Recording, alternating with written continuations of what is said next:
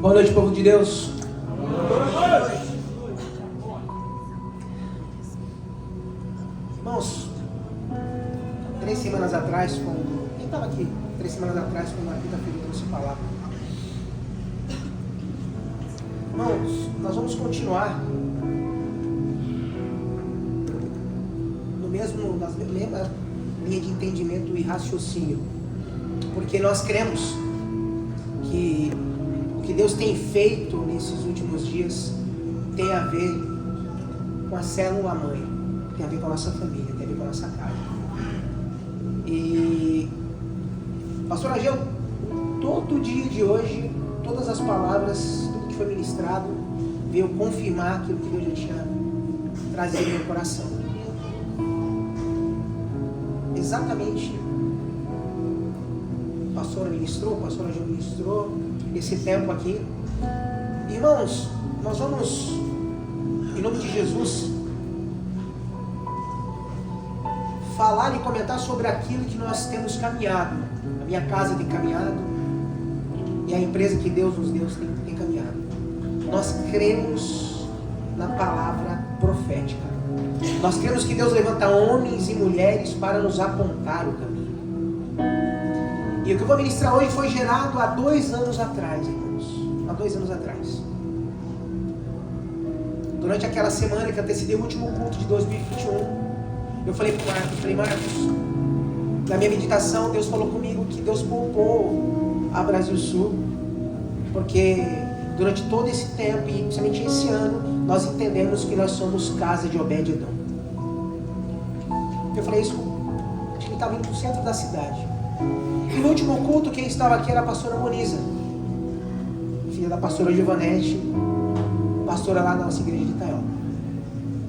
E ela ficou bem desse lado aqui, bem quietinha. Ela não ia falar nada, mas o pastor Jonas falou: pastora Moniza, no final do culto já, você quer falar alguma coisa? Ela falou: não ia falar não, mas Deus trouxe a palavra para mim. Ela olhou para mim, eu estava na bateria, e olhou para o Marcos e disse o seguinte: falou, olha, Deus poupou a casa de vocês e a empresa de vocês, porque vocês entenderam que vocês são casa de Obed-Edom. E é sobre isso que nós vamos conversar essa noite, irmãos. E é sobre isso.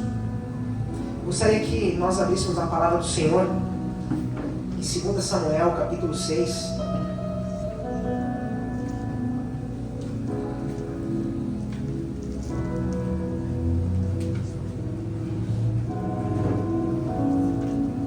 Nós vamos ler a partir do versículo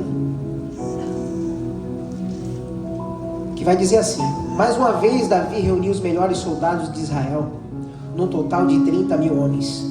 Levou-os à cidade de Balá, em Judá, para pegarem a arca da aliança, que tem o nome do Senhor Todo-Poderoso, que se assenta no seu trono, entre os querubins. Colocaram a arca num carro de bois novo e a tiraram da casa de Abinadab, que ficava no monte. Uzá e Aiô, filhos de Abinadab, guiavam o carro que carregava a arca. Aiô caminhava na frente.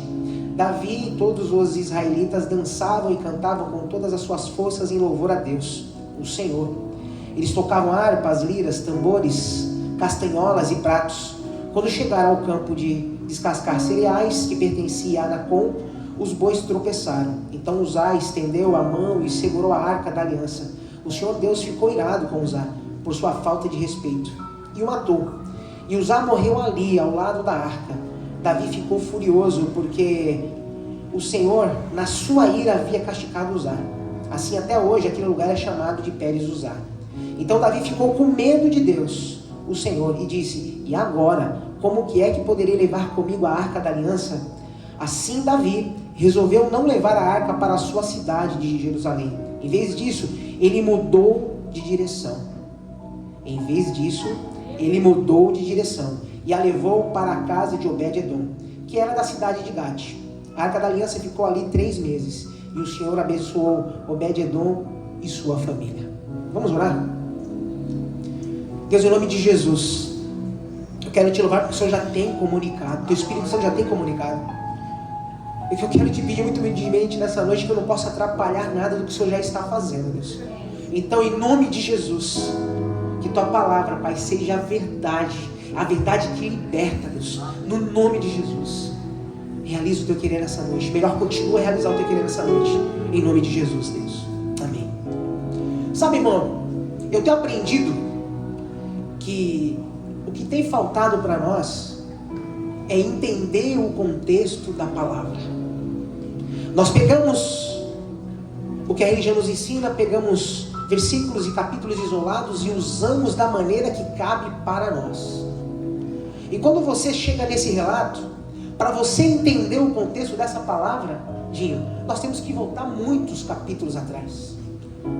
Nós temos que estudar o que está em 1 Crônicas, nós temos que estudar o que está em 1 Samuel, para você entender o contexto que esse acontecimento foi gerado. E sabe uma coisa, irmãos? A primeira pergunta que eu quero deixar na mente dos irmãos dessa noite, na minha mente, é: no que de fato estamos dando valor? No que de fato nós estamos dando valor? Sabe por quê? Porque o contexto dessa história, irmãos, ela começa lá em 1 Samuel capítulo 4. Quando o povo de Israel ele foi lutar contra os filisteus. E a história vai dizer no capítulo 4 que na primeira batalha que o povo de Israel teve com os filisteus, eles levaram um pau, Marquinhos. 4.000 soldados morreram. 4.000 soldados morreram. E o que aconteceu, pastora Givanete? O povo, quem escapou da guerra, da batalha, voltou. E quem voltou disse o seguinte: cara, precisamos que a arca vá para o fronte de batalha para a gente vencer a batalha. Irmão, será que não acontece conosco isso nesses dias? Será que a gente não quer a presença do Senhor, a arca do Senhor, para que nós possamos vencer as nossas batalhas somente? As batalhas financeiras, as batalhas familiares. Porque nós temos que ser francos, irmão, nós temos que trabalhar com verdade. Nós queremos que a presença de Deus esteja conosco para que produza um resultado. É para isso que nós queremos a presença de Deus. Chega de hipocrisia, nós temos que encarar a realidade, sabe, Fábio? É para isso que nós queremos. Ou nós estamos aqui para oferecer algo ao Senhor? Meu Deus! É esse contexto. Aí sabe o que aconteceu, irmãos? Vê se tem uma mera semelhança. O povo voltou, procurou os magistrados lá de Israel, e os caras foram lá, pegaram a arca e levaram a arca. Mas olha se o povo estava alinhado. Quem levou a arca para o fronte de batalha? Um tal de Ofni e Finéias. Os caras, filho de sacerdote, já. Homens de Deus. Só que não levava Deus a sério. Só que não levava as coisas do Senhor a sério. É interessante que eles pegavam do melhor da gordura, pastora Gil, e ficava para eles. É o que eles faziam. Esses caras foram que os magistrados, os grandes de Israel, pegaram e falaram: vai, leva lá, leva a arca lá. Aí deu ruim, gente. Porque quando chegou lá no acampamento do povo, sabe o que aconteceu? O alarido, o barulho, irmão João. O barulho do povo: a arca está aqui, a arca está aqui. Isso deixou os filisteus assustados, pastora. Só que tinha filisteu que eu acho que conhecia mais princípios do Senhor do que o próprio povo de Israel. Sabia, Jander? Que hoje existem pessoas que não caminham, não está no contexto chamado igreja, mas são pessoas mais de princípio do que muitos de nós que estamos aqui dentro. Aí aquele general filisteu se levantou, mas ele falou: sejam homens filisteus. Sejam homens filisteus. E aqueles caras se encorajaram, pastor Gil. E naquela batalha 30.000 israelitas caíram, Gil. E de lambuja, o povo filisteu levou a arca.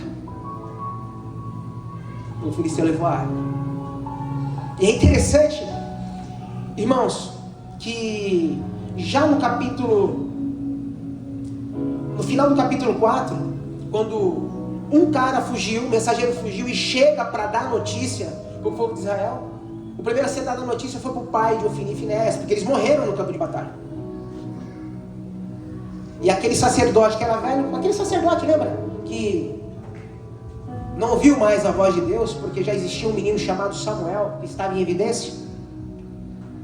Ele recebeu a notícia, ele era gordo, era robusto, caiu lá, quebrou o pescoço e morreu. E a esposa de Finéias também recebeu a notícia. E por causa do abalo da notícia, ela estava grávida, ela concebeu o filho, e a história vai dizer que ela morreu. Mas antes de morrer, ela deu nome ao filho. E é o nome, irmão, que o meu desejo essa noite é que ninguém viva o nome dessa criança. E acabou. Foi-se a glória. Extinguiu-se a glória. Em nome de Jesus. E foi o que aconteceu, irmãos. E a história vai discorrer que o povo filisteu levou a arca para a sua principal cidade. E é interessante que chegando lá nessa cidade, eles colocaram, o nome da cidade é Asdod, eles colocaram a arca na frente, ou aos pés dessa imagem, da imagem de Dagom. E a história vai dizer que um dia caiu a cabeça, outro dia caiu a cabeça e os braços. E o que aconteceu? Aquela cidade, os moradores daquela cidade teve tumores. E para resumir a história, quero que vocês entendam o contexto, para a gente, vai ficar claro, irmãos. A arca foi passando de cidade em cidade dos filisteus. Passou em Asdod, depois passou em Gaza, em Askelon, em Gate e Ekron. E deu ruim para todas as cidades. Durante 7 meses ficou percorrendo nas cidades dos filisteus. Até que o povo, os líderes, chegaram para os seus sacerdotes. Perceba, irmãos. Perceba que os filisteus, eles entendiam mais princípio de autoridade do que muitos de nós, pastor. Eles procuraram os sacerdotes. Cara, o que a gente faz?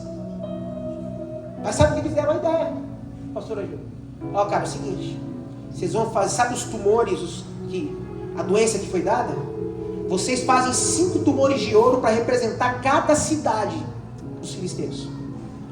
E de lambuja, eles adoravam ratos também, então vocês fazem ratos de ouro também. Vamos colocar a arca num carro de boi novo, num carro de boi com bois novos, e vamos soltar para onde ele for, ele vai. E foi o que aconteceu, irmãos. Os filisteus fizeram bem assim. Você percebe, irmãos? O contexto, o povo de Israel estava lá, a igreja de Cristo estava lá. Mas por querer usar apenas a presença de Deus para obter vitória, o próprio Deus permitiu que a arca fosse para o povo inimigo. E por fim, Jefinho, os bois foram. E chegou na cidade chamada Bet-Semes. O significado é cidade do sol. É uma cidade levítica. O povo se alegrou. Não é assim que a gente se alegra? Você vem aqui, as canções são bacanas, o pastor é bacana, a pastora Givanete é a mulher usada por Deus, e glória a Deus. Só que aquele povo, chamado povo de Deus, daquela cidade tinha pedido temor de... Sabe por quê? Porque 70 homens daquela cidade quis, de qualquer forma, abrir a arca e ver o que tinha dentro dela, sem estar com a vida alinhada. Os caras foram fulminados, irmãos. E depois disso, depois dessa cidade,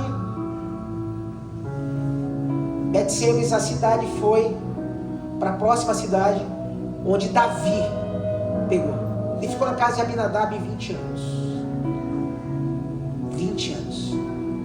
Então, entre os filisteus e depois a volta da arca, praticamente 21 anos se passaram e ninguém deu importância para a presença de Deus mais. A pergunta que eu quero fazer hoje, nessa noite, irmãos, em nome de Jesus, mais uma vez, no que de fato estamos dando valor? No que de fato nós estamos dando valor? Sabe por quê, irmão? Porque a nossa carne, ela valoriza muito mais as coisas do que a Cristo. Me explica melhor, Leandro. É isso. Se nós, como seres humanos, vem aqui para alcançar bênção, significa que nós estamos indo na essência que é o Senhor. Nós queremos o Senhor por aquilo que Ele pode nos dar. Agora, irmão Ney, é nesse contexto que Davi vai buscar um povo incrédulo, um povo que durante mais de 20 anos não valorizou, nem perguntou sobre a arca que representava a própria presença de Deus, Jefferson. Você já parou para pensar nisso? Algo que representava a própria presença de Deus, e mais de 20 anos o povo de Deus não correr atrás disso, cara, não valorizar isso. Me perdoe, irmão, não cabe na minha mente, pastor. Não cabe na minha mente. Mas sabe o que acontece, irmãos? Eu vou abrir aqui para vocês entenderem onde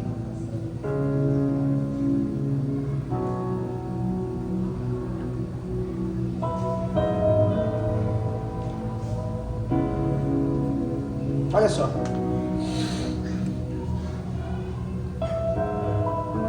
Só para vocês entenderem o contexto da situação. Eu vou ler o que está em 1 Samuel capítulo 4. Eu vou ler só uma passagem para vocês entenderem.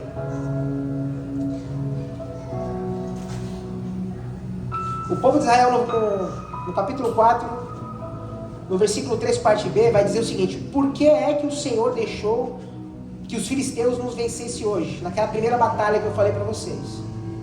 Aí os magistrados falam: vamos trazer de Siló para cá a arca da aliança, para que assim o Senhor esteja no meio de nós e nos salve dos nossos inimigos.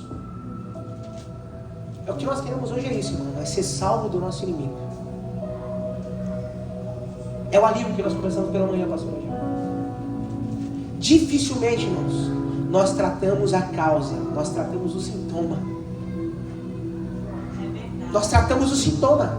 É o tempo todo, a vida toda, tratando o sintoma e não a causa. E essa palavra tem a ver com o que foi ministrado hoje, pastor, sobre a autoridade. O povo foi para Siló, falou com os magistrados, com os generais da época, e foi lá e pegou a arca. Mas quem é que tinha autoridade para pegar a arca, pastor? Quem é que tinha autoridade para pegar a arca? Apenas os levitas, os sacerdotes, os chamados para isso. E vamos voltar só um pouquinho. No capítulo 3, na parte final, 1 Samuel capítulo 3, versículo 19 em diante. E Samuel cresceu, o Senhor estava com ele, fazia tudo que Samuel dizia que ia acontecer. Irmãos, e o Senhor fazia como Samuel dizia. Olha que homem era esse cara, Luciano. E assim todo o povo de Israel, do norte ao sul do país, ficou sabendo que Samuel era de fato um profeta do Senhor. O Senhor continuou a aparecer em Siló, onde havia se revelado a Samuel e falado com ele. E a palavra de Samuel era respeitada por todo o povo de Israel. Amém. Irmão, não sei se você sabe, mas o homem de Deus, o rei, que fez o que era reto aos olhos do Senhor, ele não ia para uma batalha sem consultar um profeta, um homem de Deus. Olha a discrepância, pastor Jonas. Os caras foram lutar com os filisteus sem pedir uma direção. Sem pedir uma direção. É nesse contexto. E depois da arca ir embora, que volta para territórios do povo de Deus, o povo mesmo assim, não, ainda era teimoso. O povo não tinha temor. É o que está acontecendo conosco nesses dias, irmãos. Nós temos perdido o temor. A arca estava já em territórios do povo de Deus, mas o temor havia se perdido. Mas repita comigo, Deus precisa de um. Mais forte, Deus precisa de um. Deus levantou Samuel. Deus levantou Samuel, irmãos. E sabe o que aconteceu?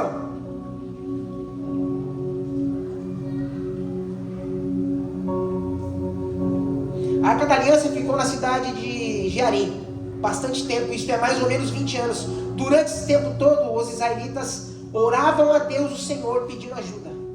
E não é assim que a gente vê aqui? Não é assim? A gente não pede ajuda para que Deus resolva nossos problemas, nossas situações, seja eles a que nível for?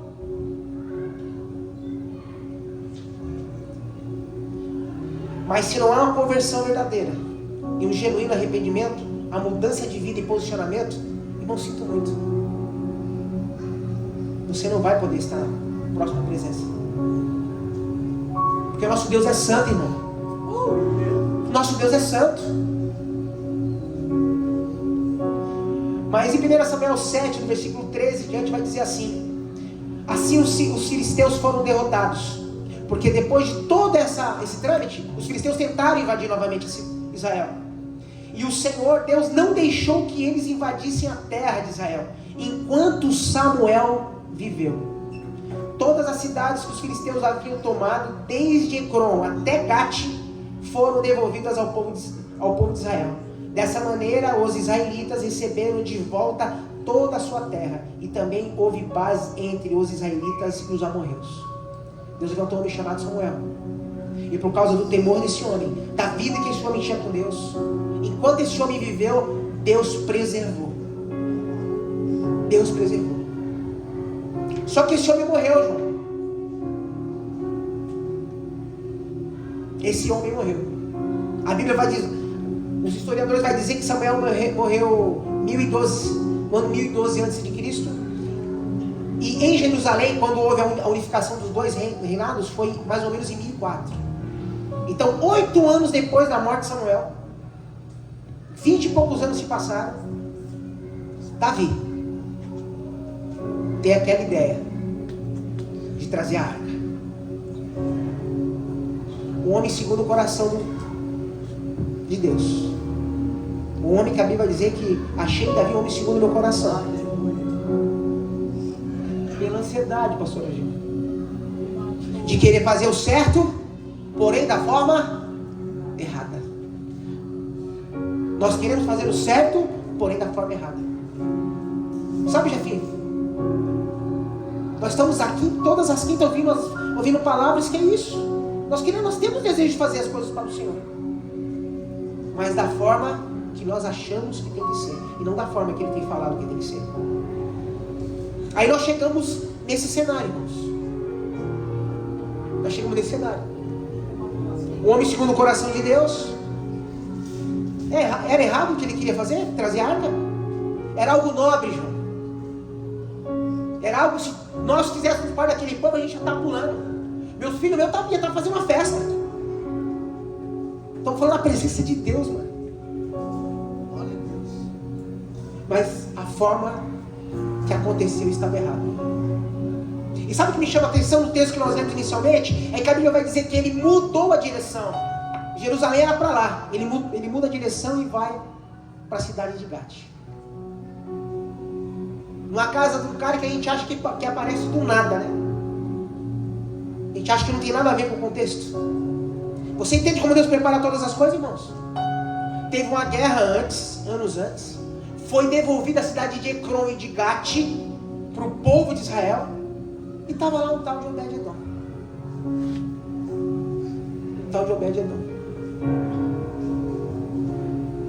E esse cara, irmão, não foi o Davi que escolheu para colocar a casa dele lá. A casa dele não estava naquela geografia por acaso. Ele era levita, gente. Ele era levita. E sabe o que é interessante disso tudo? É que ele não era qualquer tipo de levita. qualquer tipo de levita. E é interessante, irmãos, é muito interessante quando a gente começa a entender alguns contextos da palavra do Senhor. Isso mexe comigo porque as coisas começam a ficar mais claras. É verdade, aleluia. Deixa eu pegar aqui rapidinho, irmãos. Meu Deus. Meu Deus.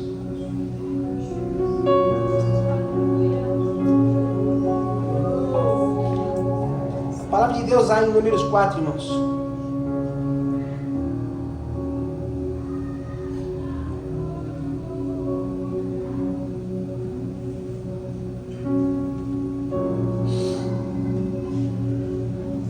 Versículo 3 em diante, desculpa, do versículo 2 em diante, vai dizer assim: faça a contagem dos levitas descendentes de Coate, por grupos de famílias e por grupo de família e por famílias, e registre todos os homens de 30 a 50 anos de idade, que tiverem capacidade para trabalhar na tenda sagrada.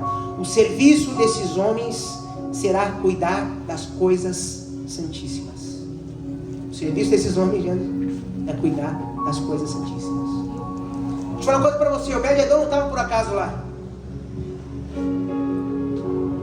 Obed-Edom era descendente dessa linhagem. Pastor, a arca não ficou na casa de qualquer um. A presença de Deus não fica na casa de qualquer um, pastor Ageu. Ele fica na presença de pessoas que são levantadas para receber. Alguns historiadores vão falar que ele foi hospitaleiro. Ele foi, não, ele tinha origem, pastor. Ele era coatita. Ele era coatita. É por isso que quando a arca ficou apenas 3 meses lá, vai dizer que ele prosperou muitíssimo e a família dele foi abençoada. Ele não era qualquer um. Eu quero declarar essa noite que todos nós que estamos aqui não somos qualquer pessoa, irmãos. Nós somos qualquer pessoa. Nós somos casa de Obed-Edom, sabia? Nós somos chamados para realmente essa presença venha habitar de forma poderosa. Mas o convite de hoje não é para habitar apenas 3 meses. Não é 3 meses. Porque Jesus veio. E como nós cantamos aqui, ao 3º dia ele ressurgiu. E nós temos o privilégio de ter essa presença todos os dias, 24 horas, sobre nossas vidas, através do Espírito Santo do Senhor. Agora, a pergunta é: até quando? Até quando nós não vamos valorizar essa presença? E por que, Leandro? Pastor Leandro, você falou que tem a ver com a pregação semana passada. Porque nós vamos discorrer alguns, para encerrar de forma, é bem rápido, irmãos. Nós vamos entender o que um homem posicionado, que sabe a sua origem, que sabe a sua identidade, ele pode promover na sua casa. Irmãos, primeira Crônicas,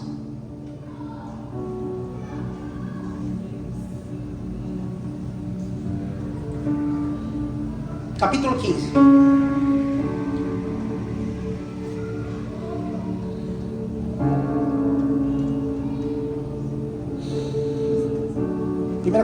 Primeira Crônicas 15, de 15 em diante. Os levitas a carregavam nos ombros pelos cabos, como Deus havia mandado por meio de Moisés. Davi mandou que os líderes dos levitas nomeassem vários levitas para cantar e para tocar música alegre nas harpas e nas liras e com os pratos. Dos grupos de famílias de cantores, eles escolheram para tocar pratos de metal os seguintes homens: Emã, filho de Joel, o seu parente Asaf, filho de Berequias, Etã, filho de Cuxaías, que era do grupo de família de Merari. Escolheram os levitas Zacarias, Jaziel, Samirote, Jeiel, Uni, Eliabe, Maceias e Benaias para ajudá-los. Eles tocavam harpas que alcançavam notas altas. Para tocar as liras que alcançam notas baixas, escolheram os seguintes levitas: Matitias, Elifeleu, Miqunéias, Asaías e os guardas do templo, Obed-Edom. e Jeiel. Irmãos, e aqui eu quero deter um pouco mais de tempo. Olha a diferença do homem alinhado com Deus. A presença do Senhor esteve na casa dele, abençoou a vida dele, ele prosperou, ele virou o cara da região. Pesquisando, alguns dizem que naquela cidade ele se tornou naquele período o homem mais rico daquela cidade. Mas quando Davi soube disso, 3 meses depois, olha, aquele mano lá foi abençoado. Davi vai e pede para tirar. Ele não ficou em casa desfrutando da prosperidade dele. Ele não ficou desfrutando das bênçãos. Ele, de forma desesperada, ele correu para aquilo que ele foi chamado para ser.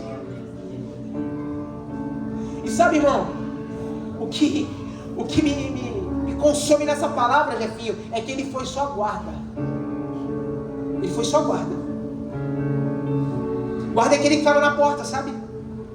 Ele ficou na porta e eu me imagino ele na fresta da porta lá, ele vendo a presença, porque ele sabia a importância da presença. Ele sabia, pastor. Ele sabia que ele não conseguia mais viver sem a presença do Senhor na vida dele. As bênçãos perdeu-se o valor. O que ele queria é estar próximo à presença. E no capítulo 16, irmão, do mesmo livro,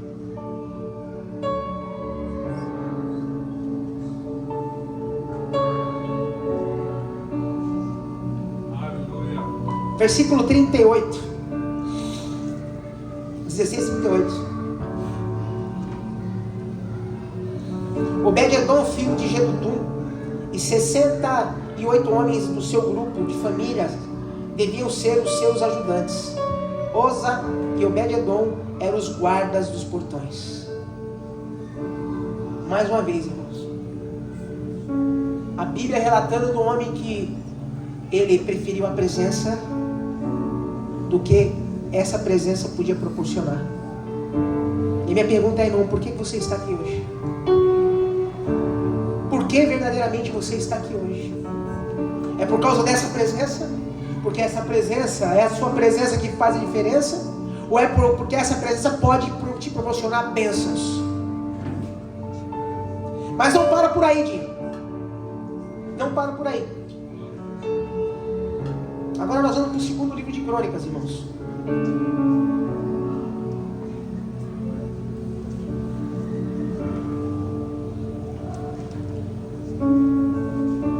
Desculpe. Um pouquinho antes, 1 Crônicas 26, irmãos, antes de 2 Crônicas. Eu já está indo para o final. Deixa eu deixar isso registrado também.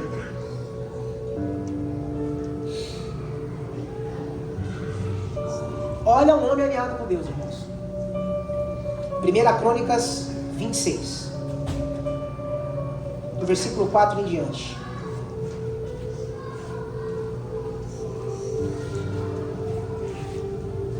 Olha bem, Obed-edom, a quem Deus abençoou, dando 8 filhos. Eles foram os seguintes por ordem de idade: Semaías, Jeozabade, Joá, Sacar, Netanael, Amiel, Issacar e Peuletai.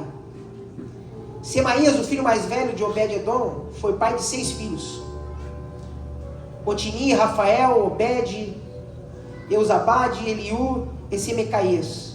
Por serem valentes, todos eles eram importantes no seu grupo de famílias. E os 2 últimos eram ainda mais valentes do que os outros. Versículo 8. A família de Obed-edom forneceu 62 homens valentes e fortes para trabalharem como guardas do templo. Irmão, perdeu o valor. As bênçãos que todos nós procuramos, o ser bem sucedido,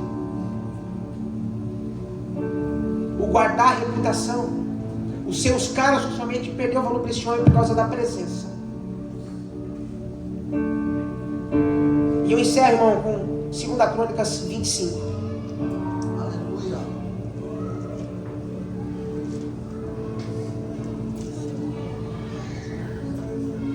Glória a Deus. Versículo 24 vai dizer o seguinte, irmãos: ele pegou toda a prata e todo o ouro que achou, pegou todos os objetos do templo que estavam sendo guardados pelos descendentes de Obed-edom, e todos os tesouros do palácio, e também levou reféns, e voltou para Samaria. Aqui é o fato que aconteceu quando o povo de Deus foi invadido. Mas sabe o que mexe comigo, Marquinhos? É que o homem posicionado, escondido na cidade, que todo mundo acha que não tem nada a ver, ele tinha uma origem. E no fundo, nós sabemos quem nós somos, irmãos. É por isso que é tão, sabe, é desafio em cima de desafio. Você vir aqui, você não tem que massagear ego, você tem que falar as verdades da palavra do Senhor. Até quando nós vamos estar brincando com a presença do Senhor sobre nossas vidas? Até quando? Até quando homens e mulheres vão estar 1, 2, 3, 20, 30 anos tratando a presença de Deus como aquele povo em 1 Samuel tratou, apenas que a presença de Deus para que possa ajudar a vencer as suas batalhas? Até quando, pastor? Mas o contexto todo aqui tem a ver com que nós conversamos de manhã. Tem faltado o temor, irmão. Sabe por quê? Porque nós vamos ser sinceros. Eu vou usar a pastora Givanete como exemplo, que eu tenho liberdade. Se a pastora Givanete vir aqui e apontar para Maria: Maria, Deus me mostra que você vai receber algo, você, vira nos 700. Mas se Deus usar a nossa pastora para apontar algo que não vai de acordo com aquilo que você pensa, a casa desmoronou. Falta temor, falta honra às autoridades. E é o contexto que esse povo viveu. Porque se aquele povo respeitasse a graça que estava sobre Samuel, eles não iam lá simplesmente pegar a arca, eles iam consultar o homem de Deus, que era Samuel. Só que aí depois, pastor, ajudou a dar ruim. Depois dá ruim, João. Sabe o que as pessoas querem? Querem que nós vamos lá com a pá e pegue só os cacos. É isso que acontece. Sabe por quê, irmão? Porque nós cantamos aqui, né? É a sua presença que faz a diferença. Nós cantamos, mas nós não vivemos. Sabe por quê? Porque as coisas são mais importantes do que a presença. Porque os meus objetivos é muito mais importante que a presença. Sabe por quê? Porque na verdade eu conheço o Deus que eu quero conhecer e não o Deus que quer se revelar a mim. É isso. Então não dá, irmãos.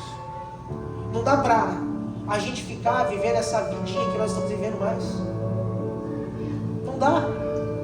Viver esse evangelho, esse ser igreja, para mim, o meu umbigo, esquecendo das verdades que estão estabelecidas na palavra de Deus. Sabe, irmão? E não pense que é fácil para nós vir aqui, para todos nós virmos aqui e ministrar a palavra, porque, como eu tenho falado, pastor Agil, aquilo que você prega, te prega.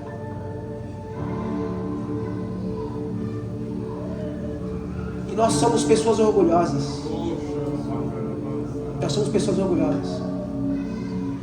É muito fácil nós apontarmos o tatuzinho que está no irmão, mas a gente não vê a Mata Atlântica que está aqui na nossa frente. Porque é desafiador. Você lê a palavra de Deus e você fala: meu Deus, eu sou esse povo que fica titubeando em dois pensamentos. Uma hora eu quero Deus por quem Ele é, mas a maioria das vezes eu quero a Deus por aquilo que Ele pode me proporcionar. Só que nós lembramos o que aconteceu com Ezequias, lembra? Ezequias foi um exemplo de um homem que quis Deus para preservar o seu reinado. E a geração dele acabou. Pai, mãe, o que você pensa para a sua próxima geração? O que você pensa?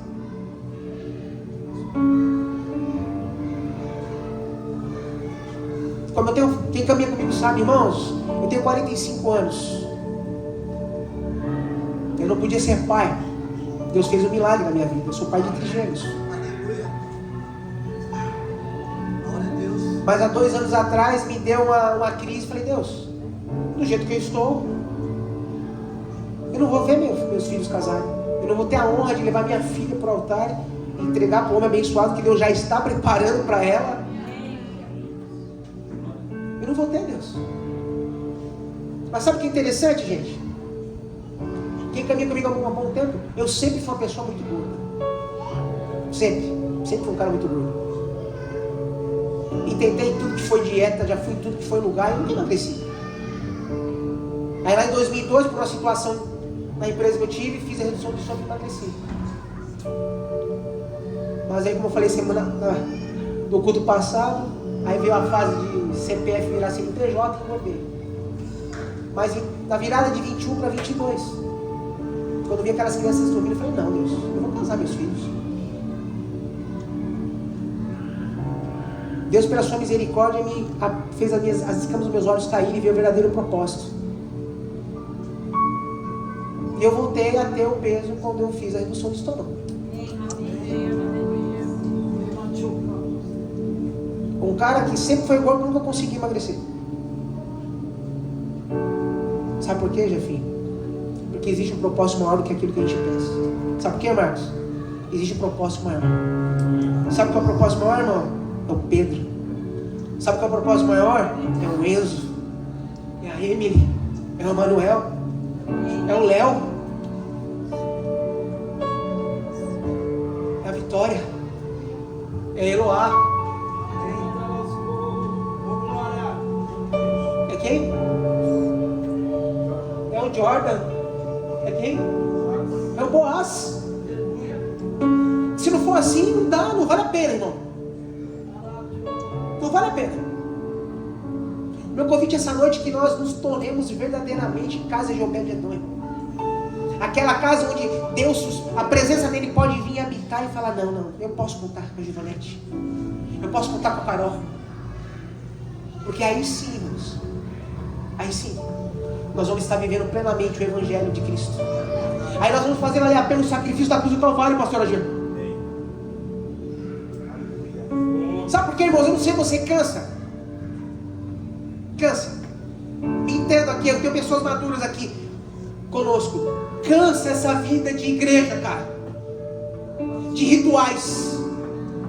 De bater a carteirinha. Sabe por quê? Porque a presença já se foi. A presença já se foi. Mas nessa noite, irmãos, em nome de Jesus, nessa noite, que se levante uma geração que valorize a presença do Senhor. Não por aquilo que Ele pode proporcionar, mas por quem Ele é.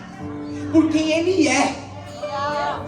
Pessoas que, como Obed-Edom, mas peraí, mas você ficou rico, cara.